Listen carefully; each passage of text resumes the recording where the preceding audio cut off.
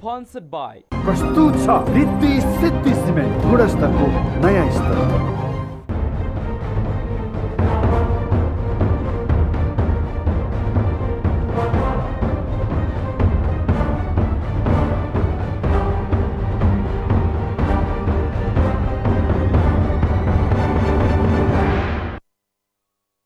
ABC वाचमा हार्दिक स्वागत छ। म अर्जुन लिम्बू।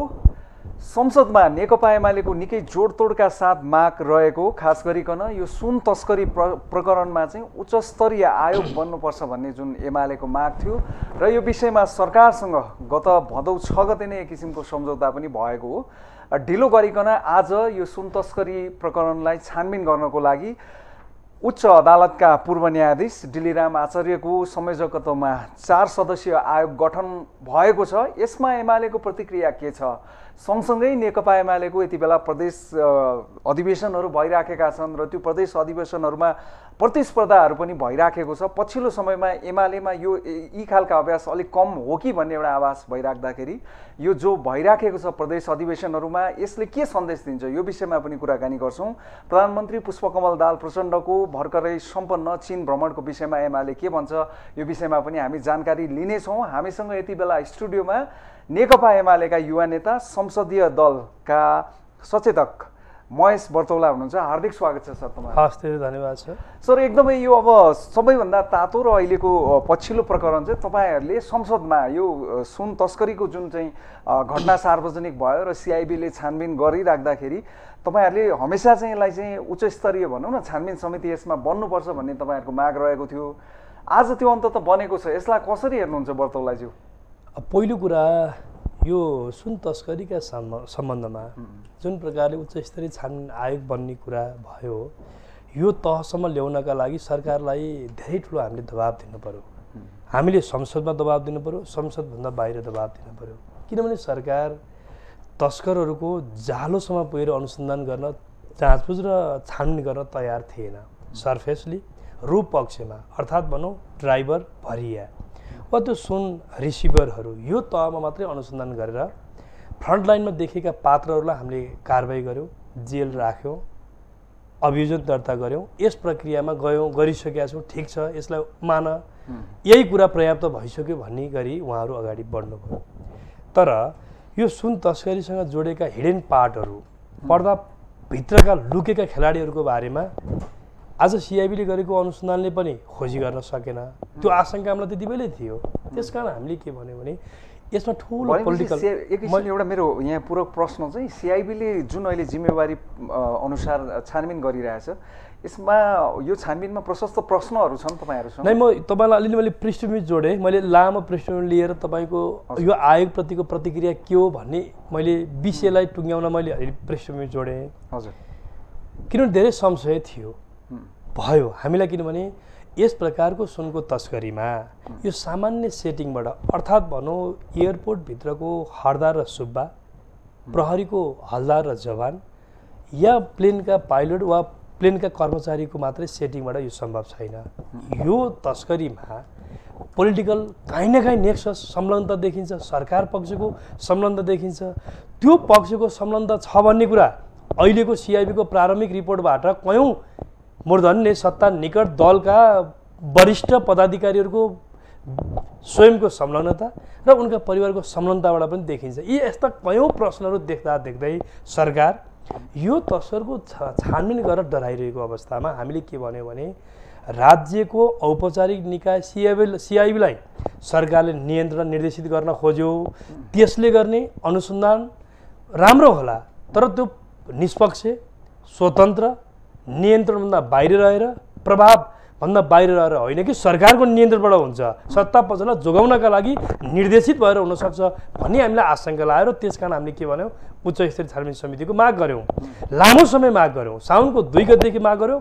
भदौको 6 गते आएर एउटा के सहमति भयो भने उच्च स्तरीय छानबिन समिति निर्माण गर्ने। तर कहिले बनाउने?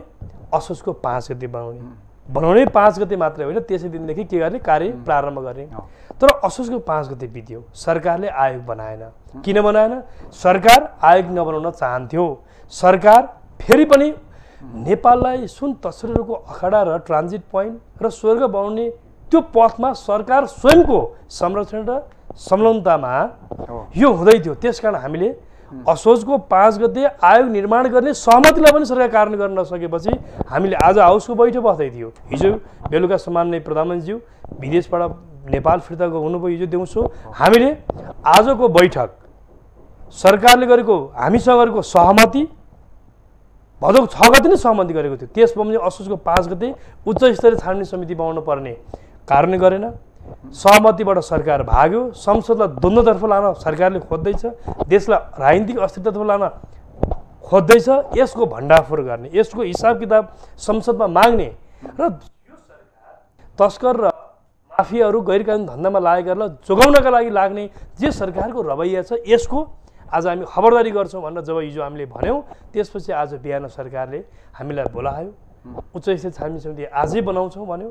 बैठक पूर्व बनाउनु पर्छ भन्यौँ, तयार भयो, आयोग बन्यो। अब यो आयोग बनेको ढिलै भए पनि सरकारले कमिटमेन्ट गरेको सहमति बाचाबाट पछि हटेन, सहमतिमा आयो। सरकारलाई धन्यवाद दिन चाहन्छु। र अब यो आयोग मार्फत हजुर यो सुन तस्करीको जालोसम्म पुग्ने यसका विभिन्न पक्ष छन्। ती पक्षहरू के छन् भने जस्तो म तपाईँलाई भनौँ, एकदमै मैले लगातार नै विषयवस्तु राखिरहेँ। अरू केही होइन, यसैलाई नै आजको विशेष टपिक नै यही हो। किनभनेदेखि यसमा के प्रश्न छ भने यो अहिलेको घटना मात्रै होइन। सिआइबीको अहिलेको रिपोर्ट हेर्नुहुन्छ भने यो 2-3 महिनाको बिचमा वैशाख 10 गतेदेखि साउनको 2 गतेसम्मको बिचमा 302 केजी भन्दा बढी सुन चाहिँ यसै गरी तस्करी भएर आएको देखियो। यो अहिले मात्रै होइन, यसको यस्तो घटना त विभिन्न चलिराखेको छ। जस्तो यति ठुलो परिणाममा सुन कहाँबाट नेपाल आउँछ, नेपालमा आएको सुन स्टोर कहाँ गरिन्छ, यसको चाहिँ भण्डारण कहाँ गरिन्छ, अनि यसको बिक्री वितरणको अन्तिम गन्तव्य कहाँ हो। अनि यति ठुलो सुनको कारोबार हुँदा यसमा वित्तीय स्रोत व्यवस्थापनकर्ता मुख्य मालिक चाहिँ को हो? मालिक त अहिलेसम्म पहिचान हुन सकेन। आज होइन, यो 48 सालदेखिको विभिन्न घटनाक्रममा मालिक को हो? यति ठुलो अर्बौं अर्ब पैसा यसको स्रोत जुटाउने वित्तीय व्यवस्थापनकर्ता को हो? अनि यो सुनको वित्तीय व्यवस्थापन गर्दा कुन कारोबारबाट, कुन माध्यमबाट पैसाको चाहिँ आदान प्रदान हुन्छ वा मुख्य ठाउँमा पठाइन्छ, पुर्याइन्छ? यो पक्ष र अनि नेपालमा यसमा संलग्नताका हिडेन पात्रहरू को हुन् आजसम्म उजागर हुनै सकेन। त्यसकारण यो आयोग हामीले त्यसकारण के भन्नु भने यी प्रश्नहरूको हल गर्न पर्छ। सिम्पल कुरा तपाईँलाई म बताऊँ, जसरी यो आयोग बन्यो नि बर्तुललाई चाहिँ अब यो आयोगको कार्यक्षेत्र अर्थात् यसले गर्ने जुन चाहिँ यसको चाहिँ गतिविधिहरू छन्, यसलाई दिने अधिकारहरूको विषयमा तपाईँले भने जस्तो बारम्बार चाहिँ सुन प्रकरण चाहिँ बाहिर आउँदछ, तर त्यसको गहिराई जुन चाहिँ एउटा बेस हुन्छ नि त्यहाँसम्म कहिले पनि पुगेको अवस्था छैन भनेपछि यो आयोग त्यहाँसम्म पुग्छ र यसलाई यो समस्यालाई चाहिँ सदाका लागि समाधान गर्छ भन्ने कुरामा विश्वास त तपाईँ होइन? के भने यस्तो घटनाहरू फेरि पनि हुनसक्छ। यो समाज रहेसम्म यस्ता गैरकानुनी धन्दा तस्करी हुनसक्छ, किन समाजमा सबै थरीका मान्छेहरू छन्। तथापि पनि हामीले के छ भने आगामी दिनमा सरकारी तहबाट हुने संलग्नता, त्यसको संरक्षण, त्यस माध्यमबाट हुने तस्करीलाई हामी कति काम रोक्न सक्छौँ। राजनीतिक नेतृत्वको संलग्नता किन भइरहेको छ? जस्तो तपाईँलाई भनौँ, सुनकै विषयमा म जोडौँला। जस्तो आज हेर्नुहोस्, ललिता निवास प्रकरणमा को जोडिन्छ? पूर्व प्रधानमन्त्रीसम्म जोडियो। मन्त्रीहरू त छोडिदिनु, सचिव त्योभन्दा मात्र कर्मचारी छोडिदिनुहोस्, पूर्व प्रधानमन्त्री तहको मानिसहरू संलग्न। यसले राजनीतिप्रति नागरिकले के बुझ्ने? अब भुटानी रिफ्युजी काण्ड को जोडिन्छ? गृहमन्त्री भइसकेका मानिसहरू, उच्च पदस्थ मन्त्रीहरू, सचिवहरू, विभिन्न पदमा रहेका व्यक्तिहरू। अनि हर काण्ड, हर विषयमा, जस्तो आज सुनको विषयमा पनि माओवादी केन्द्रका अहिलेका उपाध्यक्ष, पूर्व सभामुख, उहाँले 234 पटक इलेक्ट्रिक सिगरेट भेप्समा उहाँको सम्पर्क भएको, उहाँको परिवारको सदस्यको संलग्नता भएको। यति मात्रै हो र यो पछिल्लो चरणको सुन प्रकरणमा विभिन्न सत्ता निकट दलका, म नाम नलिउँ, सत्ता निकट दलका पूर्व मूर्धन्य जिम्मेवारी भएको, यो देशको महत्त्वपूर्ण जिम्मेवारीमा रहेको सदस्यको परिवारको संलग्नता। अथवा सिआइबीले सोधनी पुछनीको तहमा पुग्यो तर अभियोजनमा उहाँहरूको संलग्नता देखिया छैन भनेको अर्थ संलग्नता कसको छ? जस्तो अहिले यो अहिलेको सुन तस्करीमा दावा छिरिङ बेल्जियमको नागरिक हुन्, उनलाई नेपाली नागरिक दिलाइयो। कसरी दिलाइयो? कसरी दिलाइयो? तर त्यसको कुनै डकुमेन्ट छैन, कुनै त्यसको रेकर्ड छैन। कसरी दिलाइयो? कसको सहयोगमा? यसले के देखाउँछ भन्दा बहिनीहरूको त सत्ता निकट दलका नेताहरूका बहिनीको विवाह त उहाँसँग भएको छ। सत्ता निकट दलका नेताहरूसँगको सम्पर्क संवाद त उहाँहरूसँग पटक भएको देखिन्छ। यसले के देखाउँछ भने सत्तासीन वा दलका नेताहरू पावर पदमा हुँदा उहाँहरूलाई प्रयोग गरेर सदुपयोग गरेर तस्करीहरूले यस प्रकारको सेटिङहरू गरिरहेको छ। त्यसकारण हामी अब के चाहन्छौँ भने कसैले राजनीतिप्रति एकदम गम्भीर आरोप के लाग्न थाल्यो सर भने हामी सबै सांसदहरू सबै राजनीतिक कर्मीहरू चाहिँ फटाहा हुन्, यस प्रकारको चाहिँ यिनीहरू भ्रष्ट छन्, यस प्रकारको भाष्य स्थापित हुन खोजियो। घटनाक्रमले त्यो देखाउन पनि थालियो। त्यसकारण यो आयोग मार्फत यस्ता प्रकृतिका समग्र तस्करीका पक्षहरूमा मसिनो अध्ययन गरौँ, हाम्रा कानुन त्रुटिहरू के हुन् त्यो पक्षमा पनि अध्ययन गरौँ, अर्को संरचनागत पक्षहरू के छन् सुधार गर्नु पनि त्यो पनि ख्याल गरौँ। र अर्को हामीले यो आयोगलाई दिन खोजेको मुख्य टिओआर कार्यादेश काम कर्तव्य अधिकार के हो भने हामी तस्करको प्रकृति, त्यो सुनको तस्करीमा जोडिएको सुनको परिमाण, त्यो अपराधको दायरा यो पक्षमा अध्ययन गरेर यसमा संलग्न पात्रहरू के हुन् तिनको पहिचान गर्छौँ र त्यसलाई कानुन बमोजिम कारबाही गर्ने। यो तस्करीसँग जोडेको सुनको तस्करीसँग जोडेको कानुनमा, यसको नियन्त्रणसँग जोडेका कानुनमा हामीले कति परिमार्जन गर्नुपर्ने त्यो पक्षमा पनि यसले आयोगले काम गर्छ। संरचनाहरू कसरी व्यवस्थित गर्नुपर्छ त्यो पाटोमा पनि काम गर्छ। त्यस कारणले गर्दा यी कयौँ विषयहरूलाई समाधान गर्ने गरी जान्छौँ। र अर्को कुरा जस्तो सुन त्रिभुवन विमानस्थलबाट भित्रिँदै गर्दा त्यो सुन त आफै हिँडेर आएन सडकमा, त्यो बिचको संरचना त्यहाँ भन्सार थियो, प्रहरीको चाहिँ संरचना थियो, ती सबै छलेर कसरी आइपुग्यो सडकसम्म? त्यहाँका मुख्य प्रमुखहरू जिम्मेवार थिएनन्। त्यस कारणले गर्दा त्यो सबै इन्भाइरोमेन्ट बनाउने मन्त्रालयसम्मको त्यसको चाहिँ सम्बन्ध संलग्नता थियो कि थिएन होला? यी सबै पाटोमा यो आयोगले हो। हिजो सिआइबीको रिपोर्टले यी सबै कुरालाई छानबिनमा पुगेको देखिएन। अब यसले गर्छ भन्ने हाम्रो विश्वास छ साथ। एकदमै मेरो एउटा जिज्ञासा चाहिँ अब जस्तो सिआइबीले आफ्नो हिसाबले यसको अनुसन्धान जारी राखेकै अवस्था छ, आयोग पनि बनेको छ, यो हिसाबले यहाँ फेरि कन्फ्लिक्ट कतै पैदा भयो भने त राम्रो भएन नि, के भन्नुहुन्छ? हामीले जाँचबुझ आयोग ऐन 2026 बमोजिम यो आयोग गठन गरेका छौँ।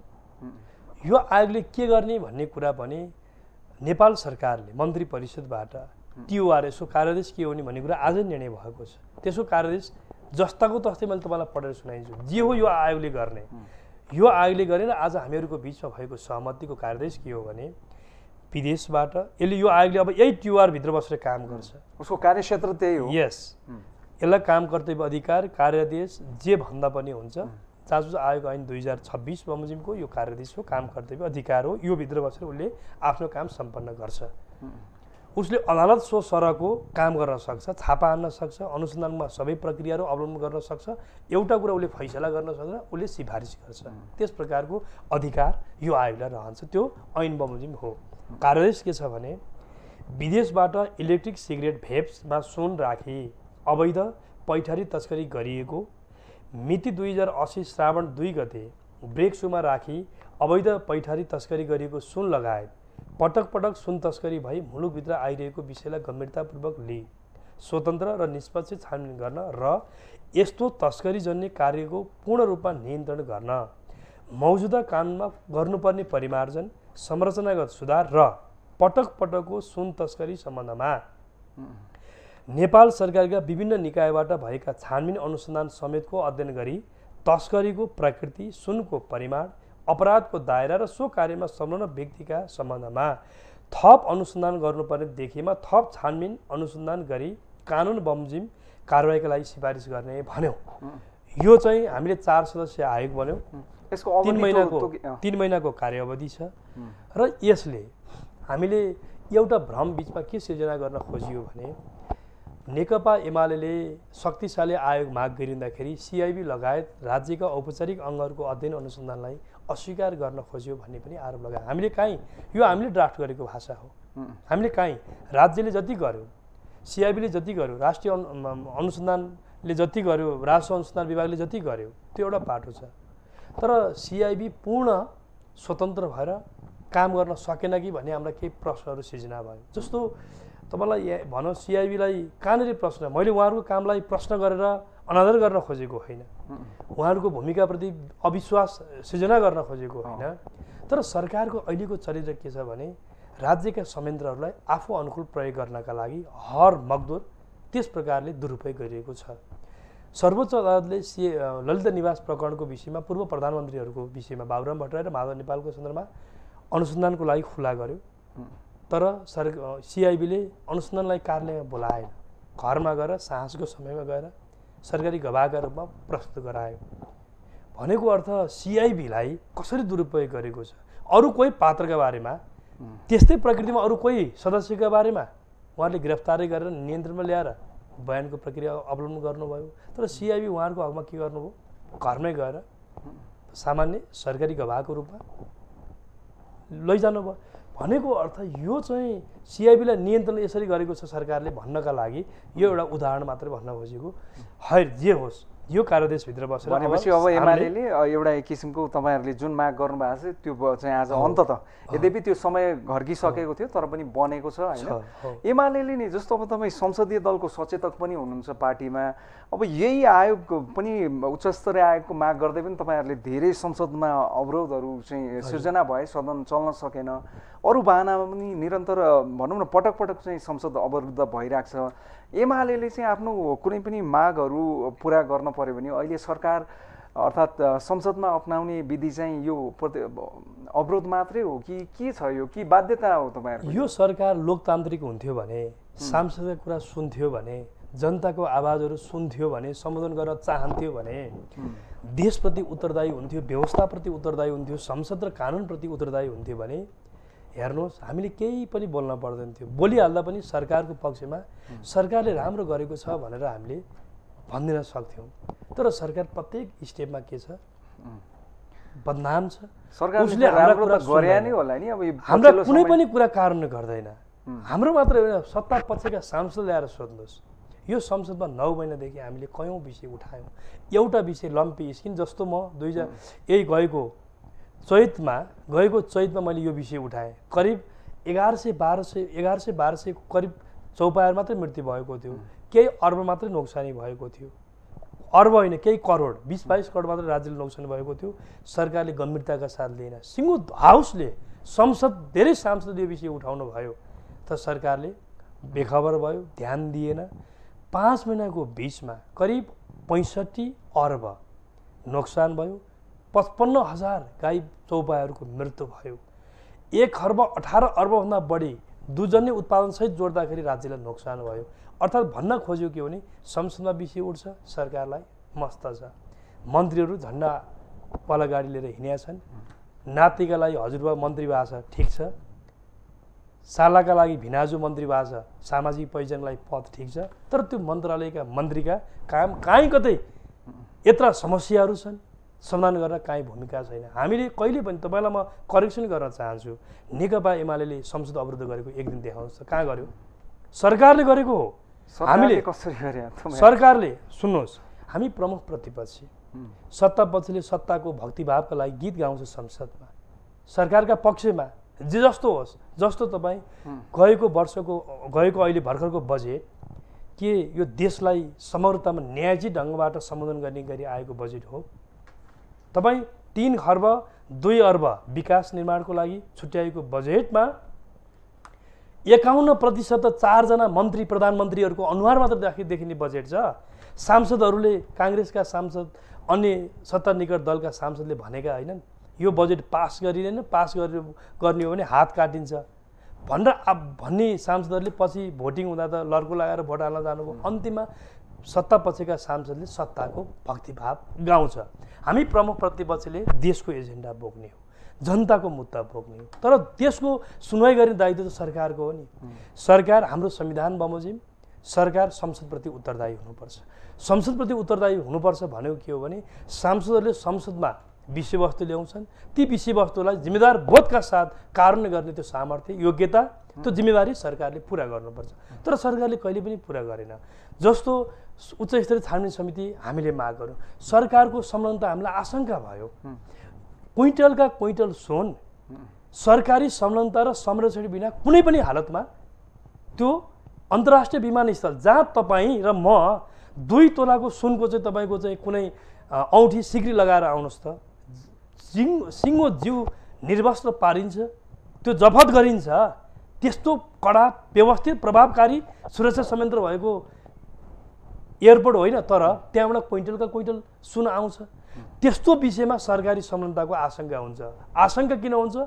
जतिखेर सुनको चाहिँ राजस्व अनुसन्धान विभागले सडकबाट समायो क्विन्टल सुन, त्यतिखेर राजस्व अनुसन्धानका अधिकारीले के भन्यो भने यो सुन आउँदैछ भन्ने कुरा 10 दिन पहिला थाहा थियो, तर प्रधानमन्त्रीले हामीले भनेका थियौँ।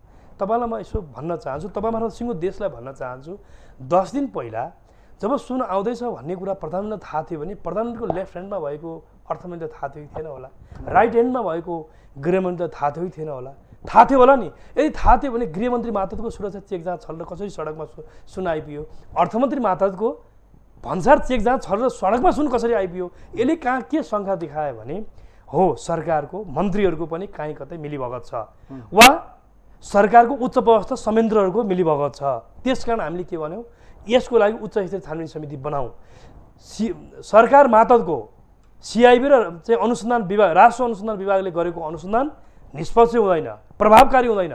सरकारको दबावमा, सरकारको नियन्त्रणमा निष्पक्ष अनुसन्धान हुन सक्दैन भन्ने आशंका लगाएर संसदमा हामीले मुद्दा उठायौँ, उच्च स्तरीय छानबिन समितिको माग गऱ्यौँ।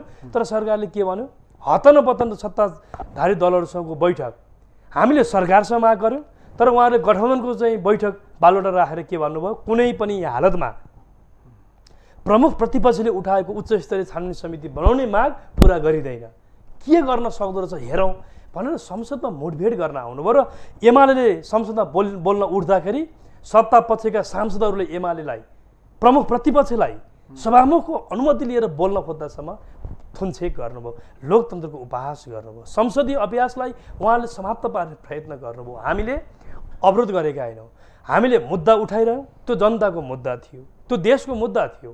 हामीसँग सुनको कुनै आइनो साइनो छैन, सरकार छैन, किनभने देशको मन्त्री, प्रधानमन्त्री हुने, सांसद हुने, दलका नेता हुने, तर त्यो पद पोजिसनबाट के गर्ने, तस्करी धन्दामा, अवैध धन्दामा, मुलुकको राजस्व बर्बाद गर्ने, मुलुकको औपचारिक ढोकाबाट राजस्व सङ्कलन नहुने, तस्करी मौलाउने, अनि नियमित खर्च, चालु खर्च थेक्नका लागि सरकारले ऋण लिन पर्ने, अर्थतन्त्र ढाड पल्टिने, ढाड बाँच्ने, यस्तो परिस्थितिमा एमाले अनि एजेन्डा उठाउनु पर्दैन। मुद्दा हो, यसका लागि उठाइरहँदाखेरि सरकारले प्रमुख प्रतिपक्षले उठाएको मुद्दालाई सम्बोधन गर्न उसले बेलैमा पर्दैन थियो। उसले के गर्यो, संसदमा द्वन्द्व ल्यायो, द्वन्द्व मचाइरह्यो, हामीसँग मुठभेडमा आउन खोजिरह्यो। अन्ततगता बाध्य भएर सिङ्गो देशले एमालेलाई साथ दियो। सत्ता पक्षका सांसदहरूले गृहमन्त्री र अर्थमन्त्रीको राजीनामै माग्नुभयो। एकाधले गरे भनेको अर्थ विषय संसदमा उठ्यो, सांसदले उठाए। भनेको विषय के हो भने सिङ्गो हाउसको माग त्यो थियो, तर सरकार डराएको थियो, संलग्न सरकारको थियो, सरकार निकट दलहरूको, व्यक्तिका, नेताहरूको, तिनका परिवारको सम्बन्ध थियो। त्यसकारण डराएर लामो समय अवरुद्ध एमाले होइन, एमाले एजेन्डा उठायो, नाजायज अडान सरकारले राख्यो, संसद अवरुद्ध कसले गर्यो, सरकारले गर्यो। अहिले नि अब संसदले अहिले जुन हिसाबले डेलिभर गरिराखेको छ, देशको अवस्था जुन अवस्थामा हामी गुज्रिराखेका छौँ, आर्थिक हिसाबले पनि अनेक चुनौतीहरू छन् होइन, विभिन्न समस्याहरू, शिक्षकका समस्या, चिकित्सकका समस्या आइराखेको अवस्थामा अहिले हाउस जसरी चलिरहेछ, जुन हिसाबले चाहिँ अहिलेको समस्यालाई समाधान गर्नुपर्थ्यो, सरकारले तपाईँहरूलाई जुन हिसाबले बिजनेस दिइरहेछ, काम कारवाही भइरहेछ, त्यो हिसाबले तपाईँ सन्तुष्ट हुनुहुन्छ? सन्तुष्ट अलिकति पनि छैनौँ। हामी 9 महिना बित्न लाग्यो। 9 महिना बित्न लाग्यो नि। हामीलाई सरकारले विधेयक निर्माणको लागि भारी काम दिनु पर्थ्यो, सरकारले सक्नु पर्थ्यो। समिति बन्नै यत्रो लाग्यो नि। तपाईँलाई म भनौँ, यो संसद सरकारले बिजनेस दिएन भने 1 मिनट पनि अगाडि बढ्दैन। सरकारका मन्त्रीको उपस्थिति बिना संसदको बैठक 1 सेकेन्ड पनि अगाडि बढ्दैन। यदि मन्त्री उपस्थित भएन भने अविलम्ब नियमावली लाग्छ, बैठक अवरुद्ध हुन्छ। सरकारले बिजनेस दिएन भने बैठक चल्दैन। आज त हेर्नु, संवैधानिक आयोगका प्रतिवेदनहरू पढेर बैठक चल्ने अवस्था छ। हामी सांसदले शून्य समय र विशेष समयमा देशका जनताका, क्षेत्रका, जिल्लाका मुद्दाहरू राख्छौँ, सम्बोधन त्यो हुँदैन। सरकारले काम यस्तो भयो कि कुनै कुरामा सरकार जवाफदेही नै छैन।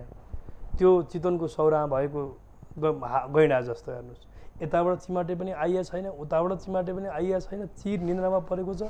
एकातिर जनसरकारको मुद्दामा सरकारको हालत यो छ। अर्को विधेयकको विषयमा आज पनि संविधान कानुनसँग जोडिएका 180 भन्दा बढी कानुनहरू निर्माण गर्नुपर्ने छ। हामीले 1 वर्ष बित्न लाग्यो, सरकारले आज कयौँ विधेयकहरू ल्याइदिनु पर्थ्यो। यसमा सरकारको ध्यान छैन। ध्यान कहाँ छ सरकारको भने सरकारको ध्यान बिहान सत्ता लम्ब्याउने भन्दा बाहेक छैन। बिहान काङ्ग्रेस रिसाउँछ, काङ्ग्रेसको नेताहरूलाई बिहानदेखि बेलुका तेल घस्न पर्यो, बेलुका अर्को एकीकृत समाजवादी रिसाउँछ, त्यतातिर मिलाउनु पर्यो, भोलि अर्को। प्रत्येक दिन यो 8-10 दलको गठबन्धनलाई रिजाउँदा रिजाउँदा रिजाउँदा देश बर्बाद भयो, अर्थतन्त्र टाट पल्टेको छ। प्रत्येक दिन 2200 भन्दा बढी युवाहरू देश छोडेर जाने स्थिति छ। प्रत्येक दिन 300 भन्दा बढी विद्यार्थीहरू पढ्नको लागि देश छोड्दैछ। लाग्दैछ 10 वर्षभित्रमा यही रेसियोबाट अगाडि जाने हो भने यो देशमा लोकसेवाले प्रतिस्पर्धाको लागि विज्ञापन आह्वान गर्दा, सेना प्रहरीले आह्वान गर्दा, कुनै सङ्घ संस्थाले आह्वान गर्दा यहाँ योग्य क्षमता राख्ने प्रतिस्पर्धी नहुने खतरा बढेर गयो। गाउँ गाउँमा आज मृत्यु हुँदा लास नउठाउने स्थिति बन्न खोजिसकेको। सरकारले यति धेरै अविश्वास, यति धेरै निराशा सरकारका कारणले गर्दा होइन। सरकारले यो कुरा पुरा गर्न पर्दैन। सरकारका प्रधानमन्त्री झरी कहिले सकेला, बर्सात कहिले सकेला र 1 लाख भन्दा बढी नागरिकहरू सडकमा उतारेर आन्दोलन गरेर अगाडि बढिन्छ भन्नुहुन्छ। तपाईँलाई भन्नु यो देशको प्रधानमन्त्री जसले लगानीको वातावरण बनाउनु पर्ने, उद्योग धन्दा कल कारखाना व्यवसायहरूलाई उत्साही गर्न पर्ने, आज प्रधानमन्त्रीको यो अभिव्यक्ति सुन्दा कोही लगानी गरेर अगाडि बढ्छु भनेर कोही चाहेको कोही व्यवसायी लगानी गर्छ कि लगानी लिएर जान्छ। सरकारको प्रधानमन्त्री यो गरिरहनु भएको छ। 84 सालमा मलाई बहुमत देऊ, देश जातीय रूपमा म पहिचानको राज्य बनाइदिन्छु। एउटा देशको प्राइम मिनिस्टरले के भन्दै हुनुहुन्छ? एउटा देशको प्राइम मिनिस्टरले आम सभा मार्फत फलानु व्यक्ति निर्दोष हुनुहुन्छ भनेर उहाँले चाहिँ अदालतको आफै बनेर कसैलाई उहाँले सफाई पनि दिनुहुन्छ। यही हो विधिको शासन। अनि काङ्ग्रेसको कुनै अमुक जिम्मेवारी भएका नामले आम माफी, सत्ता निकट दलका कोही मान्छे भएका नाममा आम माफी, यही हो विधिको शासन। अनि राष्ट्रपतिज्यू खुरु अनि लालमोहर लाउँदै जाने। यसैका लागि जनताले निर्वाचित गरेको, यसैका लागि हो संसदले बनाएको सरकारलाई। मैले एकछिन रोकेँ। यो अब पछिल्लो समयमा खास गरिकन यहाँले ठिक कुरा पनि उठाउनु भयो, निकै जनसन्तुष्टि पनि देखिराखेको छ। यो आम माफी जुन चाहिँ राष्ट्रपतिसँग भएको एउटा विशेषाधिकार छ, त्यो विषयमा काफी अहिले त जनगुनासोहरू आइराखेका छन्। यी पछिल्ला केही दृष्टान्तहरू पनि त्यस्तै आए। यो विषयमा केही सोच्नुपर्ने बेला भयो अब होइन? यदि सरकार लागेको छ भने मैले भन्न चाहन्छु, सरकार निकट दलका मानिसहरूलाई जेलमा राख्न मन छैन भने संविधान च्यात्दै हुन्छ, जेलहरू भत्काइदै हुन्छ। फेरि राष्ट्रपतिलाई अधिकार त होइन भने अधिकार छ भन्दैमा जे पनि गर्न पाउँछ। एउटा व्यक्ति जसले दिन दहाडे एउटा नागरिकलाई हतियार प्रहार गरेर मराइन्छ, उनी कुनै अमुक पार्टीको कुनै पदमा होलान्, कोही बात छैन। अनि त्यसपछि कुनै एउटा चाहिँ विजय उत्सव मनाए जसरी आम माफी, यसले सन्देश के सम्प्रेषण भएको छ? आज दलहरूप्रति नागरिकले के सोचेका छन्? यो व्यवस्था, यो गणतन्त्र यसैका लागि हो। अमुक केही मानिसहरू सिंहदरबार, बालुवाटार, शीतल निवास यसका लागि हो। नागरिकहरूको जीवन, नागरिकहरूको चुलोको अधिकारको बारेमा, युवाहरूको युवाहरूको रोजगारीको कुरा के यो व्यवस्थाले सोच्नु पर्दैन? कसका लागि ल्याएको हो यो गणतन्त्र? केका लागि हो यो सोच्नु पर्दैन? त्यसकारण आज यो व्यवस्थाको बदनाम गर्ने काम सरकारले गर्दैछ, संविधानलाई कुल्चने काम सरकारले गर्दैछ, कानुन केही पनि मान्दैन। यस हिसाबले अनि देश चलाउन पाइन्छ? त्यसकारण एक शब्दमा यो सरकार जति लामो रहिरहन्छ त्यति यो देशलाई क्षति पुग्दै जान्छ, त्यति यो देश रुनुपर्छ, त्यति यो देश पछाडि धकिलिँदैछ।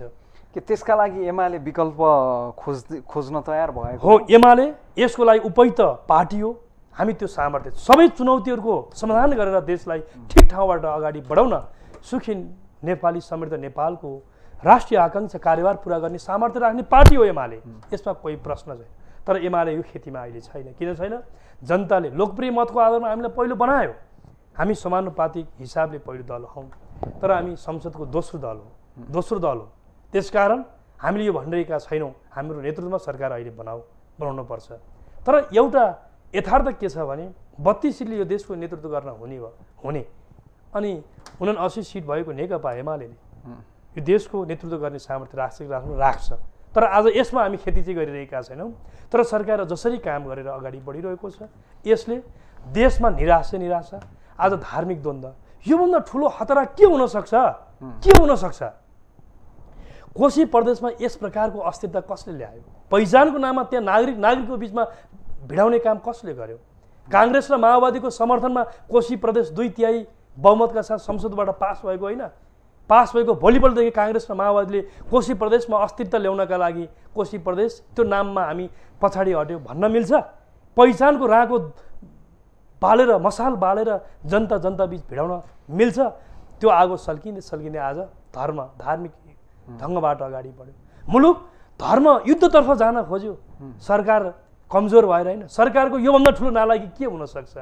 त्यसकारण यो देशको वर्तमान सरकार यो जनताको म्यान्डेट बमोजिमको सरकार होइन। यसले जनउत्तरदायी भएर काम गरिरहेको छैन। संविधान र कानुनले दिएको व्यवस्थाभित्र बसेर परिधिभित्र बसेर काम गरिरहेको छैन।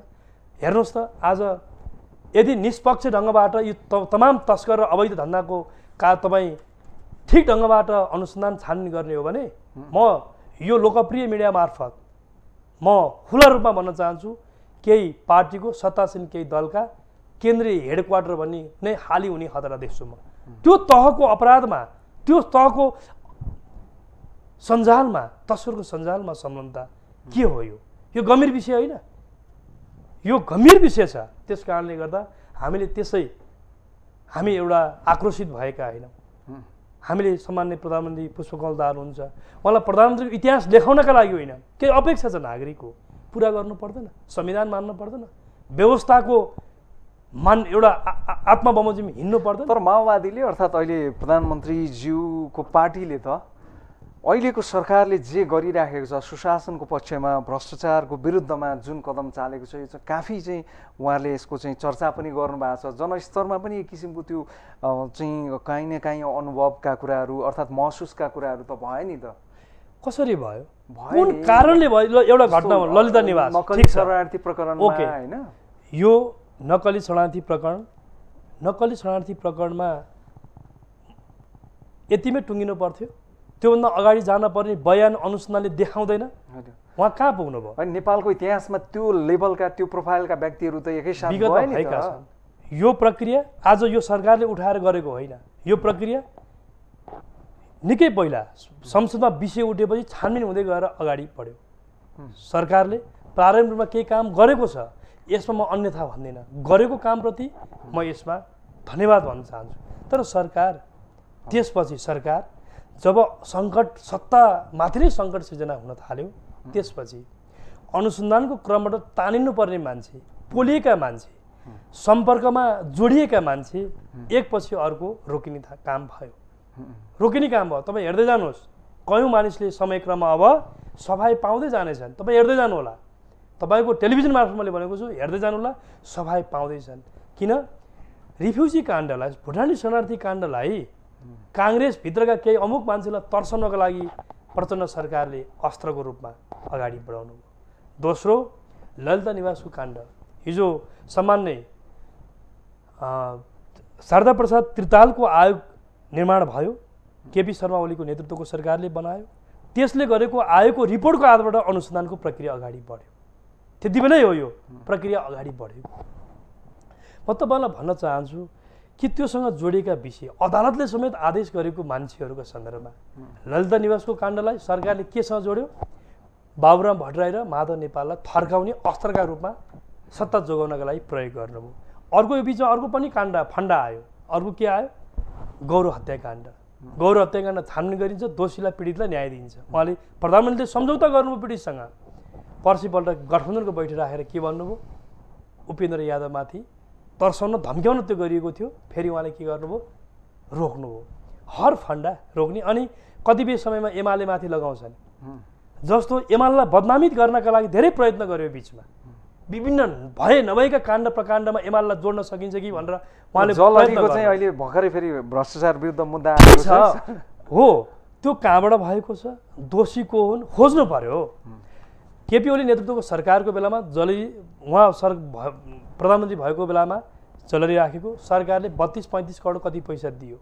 त्यहाँको पशुपति क्षेत्र विकास कोषले 35-40 करोड कति लगानी गर्यो। 2-3 करोड सहयोगीहरूबाट पनि पैसा जम्मा भएर काम गर्यो। कसले काम गर्यो भन्दा सम्बन्धित पशुपति क्षेत्र विकास कोषले। भनेको अर्थ गडबडी भएको छ, कमजोरी भएको छ, अख्तियारको दुरुपयोग भएको छ भने कारबाही गर्नुपर्छ। एमाले काहीँ अवरोध गर्दैन, जोसुकै होस्।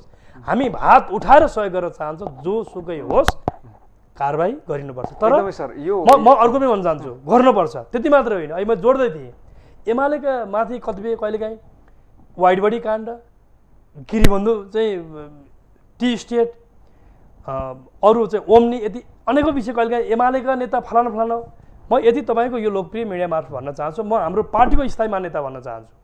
हाम्रो पार्टीका अध्यक्षज्यूले पटक पटक भनिरहनु भएको छ, हामी प्रमुख प्रतिपक्षको रूपमा छौँ, प्रतिपक्षमा छौँ, सरकारमा छैनौँ, हामी पद पोजिसनमा छैनौँ। सरकारलाई खुला चुनौती हो, कुन फाइल तोरियाएर भन्न चाहन्छु, सरकारलाई खुला चुनौती हो, कुन फाइलमा एमाले जोडिएको छ भन्ने लागेर एमालेलाई कमजोर बनाउनका लागि तपाईँले विषय उठाउँदै हुनुहुन्छ। विषय नउठाउनुहोस्, कथनी मात्र होइन, करनै गर्नुहोस्, फाइल खोल्नुहोस्, कहाँ लागेको छ एकपछि अर्को खोल्नुहोस्। एमाले त्यसका लागि सब हरेक फाइल हेर्न तयार छ, आतुर छौँ। धम्क्याउने होइन, सत्ता लम्ब्याउनका लागि जनताका बिचमा एमालेलाई भ्रम छर्न, एमालेका पनि यी फन्डा छ भनेर हल्ला गर्ने, मान्छेलाई मासतिर हेर्न लगाउने, चिलायो भने तलबाट कुखुरा चोरेर भाग्ने सरकारको जे नीति छ हामीले राम्रोसँग बुझेका छौँ। कुन फाइल तेरियाएर भन्न चाहन्छु, कुन फाइल एमालेसँग जोडिएको छ भनेर बदनामित गर्न खोजिँदैछ, तथ्य प्रमाणसहित ल्याओस्। हामी सब खोलेका फाइल हेर्न एमाले तयार छ। एकदमै सर, अब यो हाम्रो समय पनि अलिक कमै छ र प्रधानमन्त्रीज्यू लामो चाहिँ विदेश भ्रमणमा हुनुहुन्थ्यो। राष्ट्रसङ्घको महासभामा पनि उहाँ जानुभयो र त्यस पछाडि उहाँ चाहिँ उत्तरी छिमेकी चीनको लामो भ्रमण पछाडि नेपाल हिजो मात्रै स्वदेश फर्कनु भएको थियो। आज उहाँले पार्लियामेन्टमा सम्बोधन पनि गर्नुभएको छ। प्रधानमन्त्रीज्यूको यो पछिल्लो भनौँ न यो तेस्रोचोटि प्रधानमन्त्री भएपछि उत्तरी छिमेकीको पहिलो भ्रमण यहाँले चाहिँ अर्थात् तपाईँको पार्टीले तपाईँले कसरी हेर्नु भएको छ? एउटा पर्यटकको रूपमा जानुभयो, एउटा पर्यटकको रूपमा फर्केर आउनु, अनि चीनले जुन किसिमको अनर दियो मलाई भन्ने हिसाबको कुन प्रकारको सम्मान 19 तोपको राष्ट्रहित होइन। उहाँलाई 84 व्यञ्जन पनि खुवायो होला, विभिन्न चाइनिज भेराइटीहरू पनि खानुभयो होला, त्यसलाई फलदायी भन्ने उहाँले मात्रै फलदायी भन्नु। यो देशका कूटनीतिक क्षेत्रका विशेषज्ञहरूलाई तपाईँ सम्वाद गर्न सक्नुहुनेछ। कुनै पनि कोणबाट उहाँले यो भ्रमणलाई राष्ट्रहितको पक्षमा अन्तर्राष्ट्रिय फोरममा पनि त्यस प्रकारको कूटनीतिक एउटा नेपाललाई एउटा चाहिँ माथिल्लो तहको चाहिँ एउटा राष्ट्रहितको कोणबाट जोडेर काम गर्न सक्ने उहाँले आफूलाई उभ्याउन सक्नु भएन। त्यो आत्मबलका साथ पनि उहाँ हुनुहुन्थेन, उहाँ निराश मोडमा हुनुहुन्थ्यो। कारण के हो थाहा छैन। उहाँका सबै तस्बिरहरू हेर्ने हो भने निराश मोड हुनुहुन्थ्यो। उहाँ चाइनाको मानसरोवर कैलाश पर्वत पुग्नुभयो, एकजना एउटा पर्यटकको टोली लिएर जानुभएको थियो नेपालबाट, त्यहाँको चाहिँ पर्यटन क्षेत्रमा राम्रो योगदान पुग्यो होला चाइनामा, त्यति भयो। त्योभन्दा बाहेक यो देशमा त्यो देशको सरकारसँग जोडिएको केही समय अगाडि चाइनाको एउटा नक्सा सार्वजनिक भइरहँदाखेरि नेपालको बारेमा चुच्चे नक्सा त्यहाँ छुटेको थियो। हाम्रो देशको प्राइम मिनिस्टर छिमेकी देशमा जाँदै गर्दा त्यो विषय उठाउनु पर्दैन, त्यो विषयमा केही बोल्नुभयो, त्यो विषयका बारेमा समकक्षीसँग केही उहाँले वार्तालाप गर्नुभयो। हाम्रो भूगोलको बारेमा छिमेकी देशलाई यति बताउने सामर्थ्य यो देशको प्रधानमन्त्रीको हो कि होइन? कसले बताउँछ? कसले भन्ने हो? के गर्नुभयो? बेल्ट एन्ड रोड इनिसिएटिभका सन्दर्भमा 2017 सालमा हामीले हस्ताक्षर गऱ्यौँ। त्यो विषय के हो? ट्र्याप एउटा प्रश्न उठेको छ, त्यही कोणको त्यो परियोजना हो भने प्रश्न किन उठाइँदैन? होइन भने हामी कार्यान्वयन गरेर अगाडि बढ्ने कुराको यसलाई किन अगाडि बढाउन चाहँदैनौँ? सरकारको यसप्रति धारणा के हो?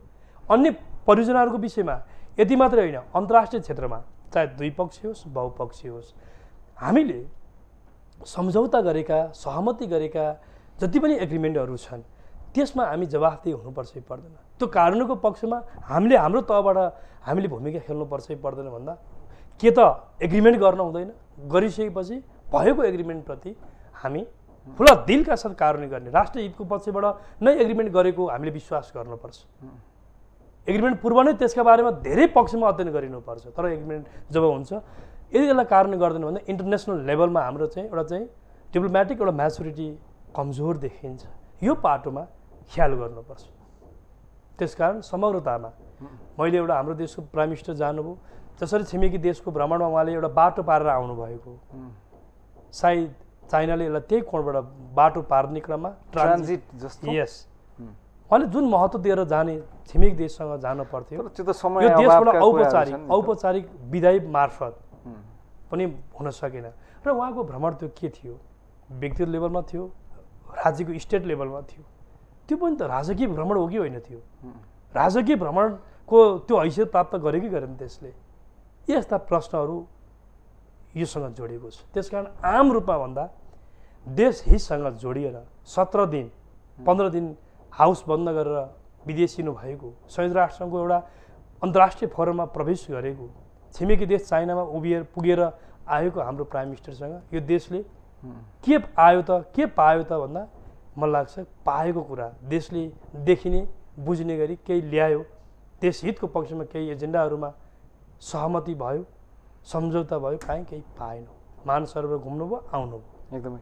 अब यो पछिल्लो समयमा तपाईँहरूकै आन्तरिक पार्टी जीवनमै हेर्दाखेरि होइन, एमाले अहिले प्रदेश अधिवेशनहरू गरिराखेको छ र केन्द्रीय नेतृत्वले चाहिँ तपाईँहरूको खास गरिकन यी अधिवेशनहरूमा चाहिँ नेतृत्व चयन हुँदाखेरि सर्वसम्मत हुनपर्छ भन्ने खालको चाहिँ धारणा राख्नु भएको र त्यो विपरीत अहिले प्रतिस्पर्धाहरू देखिराखिएको छ। पछिल्लो समयमा एमालेमा सर्वसहमति अर्थात् सहमति खोज्ने प्रथा अलिक ज्यादा थियो। यसपालि त्यो भत्किएको हो यो प्रदेश अधिवेशनसँगै? होइन, हामी जनवादको कार्यनीतिलाई स्वीकार गरेर अगाडि बढेको पार्टी हो। जनताको बहुदलीय जनवादलाई मार्ग निर्देशक सिद्धान्त मानेर प्रतिस्पर्धाबाट श्रेष्ठता हासिल गर्ने, त्यसका माध्यमबाट हामी जनअनुमोदित हुने चाहिँ जनअनुमोदित भएको भूमिकाबाट सामाजिक आर्थिक सांस्कृतिक रूपान्तरण त्यो कार्यभार पुरा गर्ने, यस प्रकारको एउटा चाहिँ वैचारिक राजनीतिक एउटा आलोकबाट अगाडि बढेको विकास भएको हाम्रो पार्टी हो। पार्टीको आन्तरिक जीवनको लोकतान्त्रिकरणलाई पनि हामीले फराकिलो ढङ्गबाट व्यवस्थित ढङ्गबाट त्यो अभ्यास गर्दै पनि आइरहेका छौँ। त्यसैको निरन्तरता हो यो। पहिलो कुरा लोकतन्त्रको एउटा सर्वोच्च एउटा चाहिँ रूप भनेको सहमति हो। उत्कृष्टभित्रबाट सर्वोत्कृष्टको छनौट सहमतिबाट हुन्छ, ठिक छ। अन्यथा हामी पार्टीहरू जनताबाट अनुमोदित हुनुपर्छ, नेताहरू कार्यकर्ताबाट अनुमोदित हुनुपर्छ। यो मान्यता, यो एउटा चाहिँ दृष्टिकोणका साथ, यो एउटा मान्यताका साथ जनताको बहुदलीय जनवादको आलोकबाट हिँडेको पार्टी भएको कारणले गर्दा हामी पहिलो आम अभ्यास, नेतृत्वको तहबाट आम आह्वान, सर्वसम्मति ढङ्गबाट अगाडि बढ। अन्यथा प्यानल बनाएर होइन, सर्वसम्मति ढङ्गबाट, स्वच्छ ढङ्गबाट, पारदर्शी ढङ्गबाट व्यक्ति चाहिँ चुनाव लडेर नेतृत्व चयनको प्रक्रिया अगाडि बढ। यसमा खुला गरेको चाहिँ कहीँ कतै भन्दै छैन। त्यही प्रक्रिया बमोजिम अहिले अगाडि बढिरहेको छ हाम्रो अधिवेशनहरू। हुन्छ सर, अमूल्य समय दिनुभयो। समसामयिक विषयहरू थिए, यसमा आफ्ना विचार राखिदिनु भएकोमा धेरै धन्यवाद छ। हस्, धेरै धन्यवाद छ यहाँलाई पनि धन्यवाद छ। आदरणीय दर्शकवृन्द, उहाँ हुनुहुन्थ्यो नेकपा एमालेका युवा नेता, एमाले प्रतिनिधि सभाका सचेतक माननीय महेश बर्तौला। यो सँगै अहिलेको एबिसी वाच यहीँ समाप्त हुन्छ। अर्जुन लिम्बू बिदा चाहन्छु। एबिसी टेलिभिजन हेर्दै गर्नुहोला। हस्त नमस्कार। स्पोन्सर्ड बाई प्रस्तुत छ रिद्धि सिद्धि सिमेन्ट, गुणस्तरको नयाँ स्तर।